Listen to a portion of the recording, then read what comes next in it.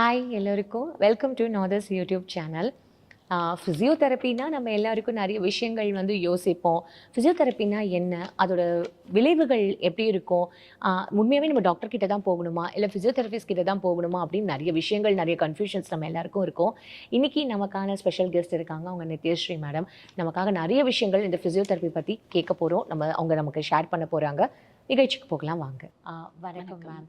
எங்கள் ஷோக்கு நான் உங்களை வந்து அன்புடன் வரவேற்கிறோம். தேங்க்ஸ் எங்கள் ஷோக்கு நீங்கள் வந்ததுக்கு.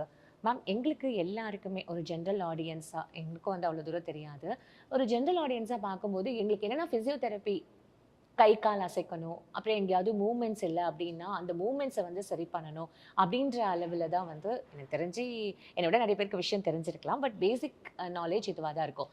அப்படி பார்க்கும்போது what is physiotherapy madam actually? Physiotherapy அப்படின்னா தமிழில் இயன்முறை மருத்துவம் அப்படின்னு நம்ம சொல்லுவோம். என்னென்னா மருந்து இல்லாத மருத்துவம். Through exercise therapy and biomechanic assessment மூலயமா நம்ம ட்ரீட்மெண்ட் கொடுக்கறது தான் ஃபிசியோதெரப்பி. ஓகே. நம்ம டெய்லி வந்து டே டு டே ஆக்டிவிட்டீஸில் நிறைய ப்ராப்ளம்ஸ் ஃபேஸ் பண்ணுவோம். And then head to toe வரைக்கும் இருக்க எல்லா ப்ராப்ளம்ஸ்க்குமே ஃபிசியோதெரப்பி மூலயமா நம்ம ட்ரீட்மெண்ட் கொடுக்கலாம். Why people should take physio? எதுக்கு அந்த வந்து ஒரு குரூப் எடுக்கணும்? அதோட யூசஸ் தான் என்ன? இல்லைன்னா அதோட கோல்ஸ் என்ன? ஃபிசியோதெரப்பியோட கோல்ஸ் என்ன? எங்கள் கிட்ட வர எல்லா பேஷண்ட்ஸ்க்கும் மெயின் கம்ப்ளைண்ட் என்னன்னு பார்த்தீங்கன்னா பெயின். ஸோ எங்களுடைய மெயின் கோல் வந்து பெயினை ரெடியூஸ் பண்ணுறது. அடுத்தது பேஷண்ட்டோடைய ஸ்டெபிலிட்டி, மொபிலிட்டியை இம்ப்ரூவ் பண்ணுறது. ஸ்ட்ரோக், ஆக்சிடென்ட்ஸ், இன்ஜுரி, இந்த மாதிரி பேஷண்ட்ஸ்க்கு ரீஹேப், போஸ்ட் ஆப்ரேட்டிவ் சர்ஜரி பண்ண பேஷண்ட்ஸ்க்கு ரீஹேப் கொடுக்கறது.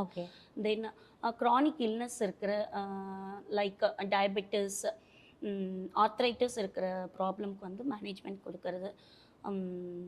வயதானவர்கள் வந்து ஆஃபன் வந்து கீழே விழுந்துருவாங்க, அவங்களுடைய பேலன்ஸை இம்ப்ரூவ் பண்ணுறது. இதெல்லாம் வந்து main goals of physiotherapy. Oh, super ma'am. இப்போது இந்த காலகட்டத்தில் நவீன தொழில்நுட்பத்தில் ஃபிசியோதெரப்பி எந்த மாதிரி வந்து வளர்ச்சி அடைஞ்சிருக்கு? நவீன வளர்ச்சி அப்படின்னு பார்த்தீங்கன்னா ஹேண்ட்ஸ் ஆன் டெக்னிக் மூலயமா ட்ரீட்மெண்ட் கொடுக்கறது. ஹேண்ட்ஸ் ஆன் டெக்னிக் அப்படின்னு பார்த்தீங்கன்னா மேனுவல் தெரப்பி ஆர் மேனிப்புலேட்டிவ் தெரப்பின்னு சொல்லுவோம். மயோஃபேஷியல் ட்ரிகர் ரிலீஸ், அந்த மாதிரி வந்து கைகளை யூஸ் பண்ணி கொடுக்குற ட்ரீட்மெண்ட் வந்து நல்ல வளர்ச்சி அடைஞ்சிருக்கு. ஃபிசியோதெரப்பியில் 2 டைப்ஸ் இருக்குது, எக்ஸசைஸ் தெரப்பி அண்ட் எலக்ட்ரோதெரப்பி. எலக்ட்ரோதெரப்பிங்கிறது வந்து மிஷின்ஸை யூஸ் பண்ணி அவங்களுடைய ப்ராப்ளம்ஸ்க்கு ட்ரீட்மெண்ட் கொடுக்கறது. அண்ட் அதில் எக்ஸசைஸ் தெரப்பினா எக்ஸசைசஸ் கொடுத்து அவங்களுடைய பேஷண்ட்டுடைய ப்ராப்ளமை ட்ரீட் பண்ணுறது. Super ma'am. இப்போது ஃபிசியோ பற்றி எல்லாருக்குமே தெரிஞ்ச நிலைமையில் இன்னைக்கு மக்கள் வந்து கரண்ட்டை ஏன் பயன்படுத்துகிறாங்க மேம்? ஆக்சுவலாக கரண்ட்டுங்கிற வேர்டே வந்து தப்பு.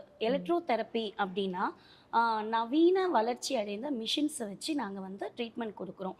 அதை வந்து கரண்ட் எடுத்துக்கோ, அது ஆக்சுவலாக என்னென்னா நிறைய பேஷண்ட்ஸ்க்கு வந்து ஃபிசியோதெரப்பி எடுத்துக்கோங்க அப்படின்னா வந்து அவங்களுக்கு புரியாது, வயதானவர்களுக்கெலாம் வந்து புரியாது. அதனால் சிம்பிளாக அவங்களுக்கு புரியணும் அப்படிங்கிறதுக்காக கரண்ட்டுங்கிற வேர்டை யூஸ் பண்ணுறோம். அதனால் நிறைய பேஷண்ட்ஸ் பார்த்தீங்கன்னா கரண்ட் வைக்கணுமா, எனக்கு பயமாக இருக்குது அப்படின்னு பயப்படுவாங்க. ஸோ இதில் பயப்படுறதுக்கு ஒன்றுமே இல்லை.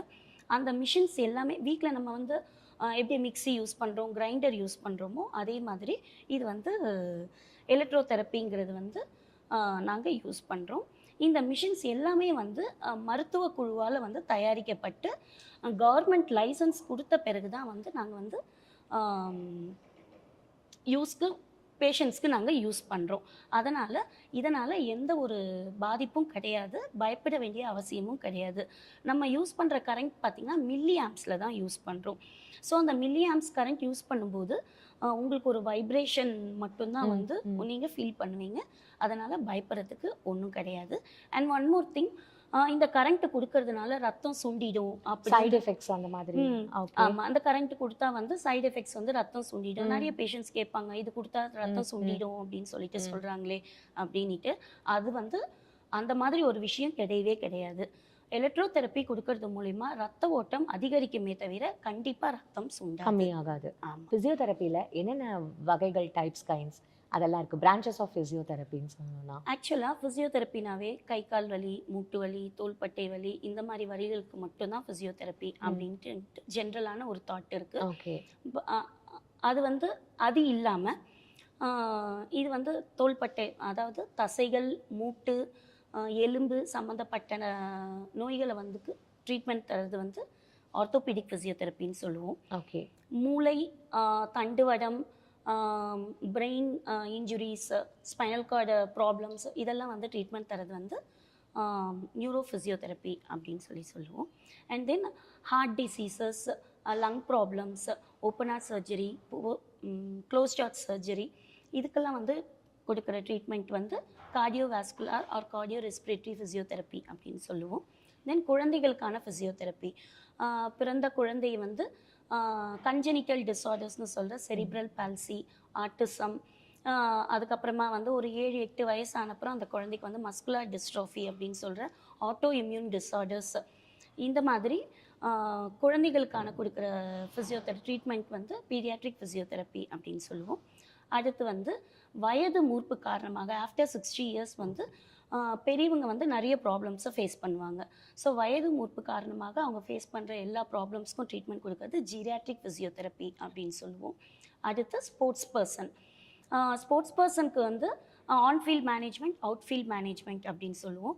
ஒரு விளையாட்டு வீரர் விளையாடிக்கிட்டே இருக்கும்போது அவருக்கு வந்து ஆன் த ஃபீல்டு வந்து ஏதாவது இன்ஜுரி ஆச்சுன்னா நாங்கள் அங்கே அந்த ஃபீல்டில் போயிட்டு அதுக்கான ட்ரீட்மெண்ட் நாங்கள் கொடுப்போம். சப்போஸ் அங்கே ட்ரீட் பண்ண முடியல, கொஞ்சம் இன்ஜுரி ஹெவியாக இருக்குது அப்படின்னும் போது அவங்கள வந்து அவுட் ஆஃப் த ஃபீல்டு கொண்டு வந்துட்டு அவங்களுக்கு அந்த இன்ஜுரிக்கு ட்ரீட்மெண்ட் பண்ணிவிட்டு they will go back to the I mean again to the sports அந்த மாதிரி any sports for that. Yes, இது வந்து அவுட்ஃபீல்ட் மேனேஜ்மெண்ட்னு சொல்லுவோம். This is sports physiotherapy. And women's health, women's வந்து எப்படி வந்து அவங்க வெயிட் மேனேஜ் பண்ணலாம், தென் அவங்க விமன்ஸ் ஃபேஸ் பண்ணுற ப்ராப்ளம்ஸ், மெனோபாஸ் டைமில் வர ப்ராப்ளம்ஸ், தென் அதெல்லாம் கூட இந்த ஃபிசியோதெரப்பில எஸ் ப்ரெக்னன்சி. ஸோ ப்ரெக்னன்சி பீரியடில் ஆன்டினேட்டல் ஃபிசியோதெரப்பின்னு சொல்லுவோம்.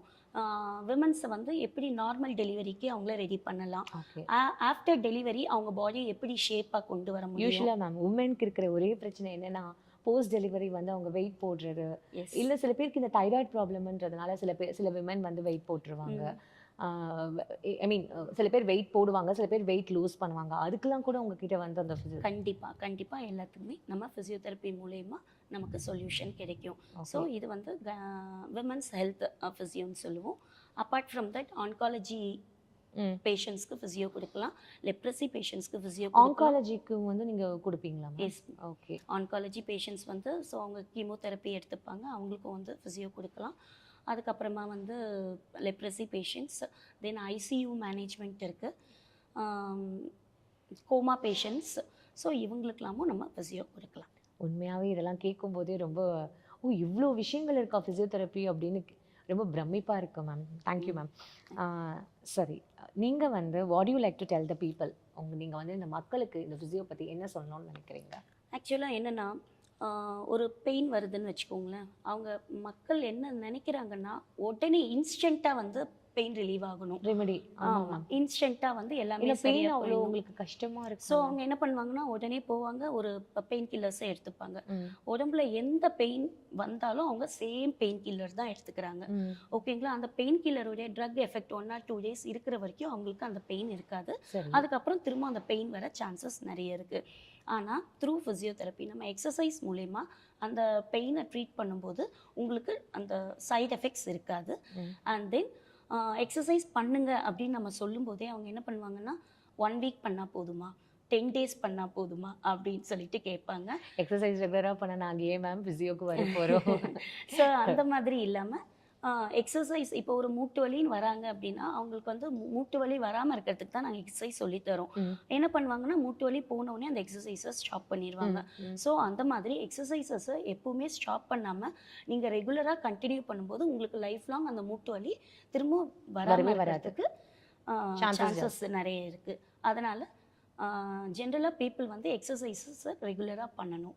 மேம், இப்போ எனக்கு ஒரு டவுட் இதில், பொதுவாகவே வந்து இந்த 40 வயசுக்கு மேலே ஆச்சு அப்படின்னா அவங்களுக்கு அந்த மூட்டு வலி பிரச்சனை, உட்காந்து எழுந்துக்கிற பிரச்சனைலாம் ரொம்ப காமனாக இருக்குல்ல, அதெல்லாம் கூட இந்த ஃபிசியோவில் சரி பண்ணிடலாமா? கண்டிப்பாக நீங்கள் வந்து ஃபிசியோன்னு வரும்போது உங்களுக்கு உங்கள் பாடியை நாங்கள் அசஸ் பண்ணிவிட்டு எதனால் உங்களுக்கு அந்த ப்ராப்ளம் வருது அப்படின்னு அசஸ் பண்ணிவிட்டு உங்களுக்கு அந்த ப்ராப்ளம்க்கான சொல்யூஷன், அந்த ப்ராப்ளம்க்கான எக்ஸசைஸை நாங்கள் கண்டிப்பாக டீச் பண்ணுவோம்.